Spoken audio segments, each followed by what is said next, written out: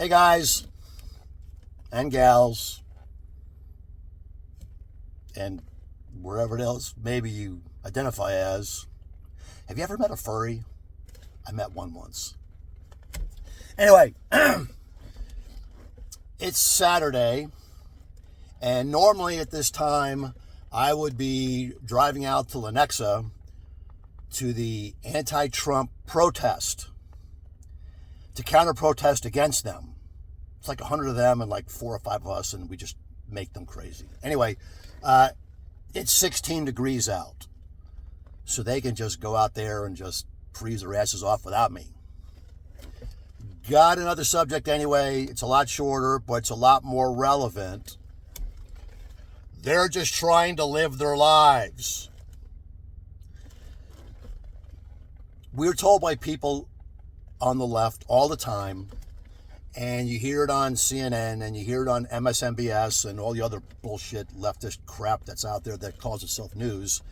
They're just trying to live their lives. And by the way, MAGA moron, simply being here illegally is just a civil offense. It's not a crime. They're actually right about that.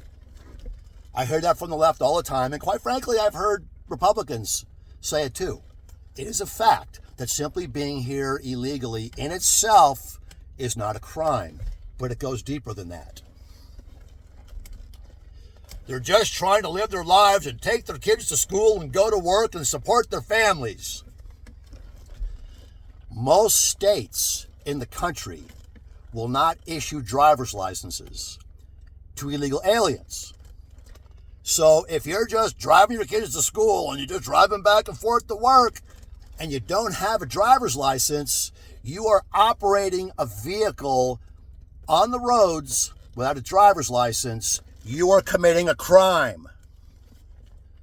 Most insurance companies in this country will not issue car insurance to people who don't have legitimate driver's licenses.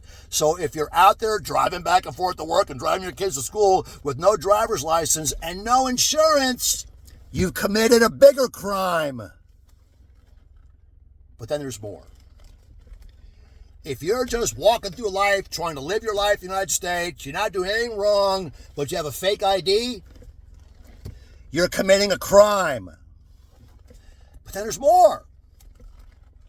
If you're here illegally and you are carrying around a fake or stolen green card, you are committing a federal crime. And then there's more. If you are just working your job, but because you're illegal, you don't get the full benefits of everybody else, yada, yada, yada, and you're doing it with a fake or stolen Social Security number, you have committed a big federal crime. Now, what the left's going to say is, oh my God, that hardly ever happens. And if you're a liberal watching this, you won't look this up, so I'm just going to say it for you. But you can look it up and see for yourself. You know you don't, because you'd rather just argue. The Social Security Administration itself acknowledges that as much as 75% of the illegals in this country are using fake green cards, fake ID, and fake and stolen Social Security numbers. 75%. Now, let's turn it back around on us. Let's say you're an American, lived there your whole life, and you don't have a driver's license. If you get caught driving a vehicle on the roads without a driver's license, you've committed a crime. If you don't have a driver's license, that means you don't have insurance either. If you're driving a car with no insurance or license, your ass is going to jail. Oh, and by the way, let's just say you try to hide your identity by using a fake or stolen Social Security number. You're going to jail for longer. So let me ask you a question. If the Americans who are driving without driver's licenses and insurance and with fake IDs go to jail, why don't the illegals have to pay a price for it too? Somebody explain it to me like I'm a fifth grader.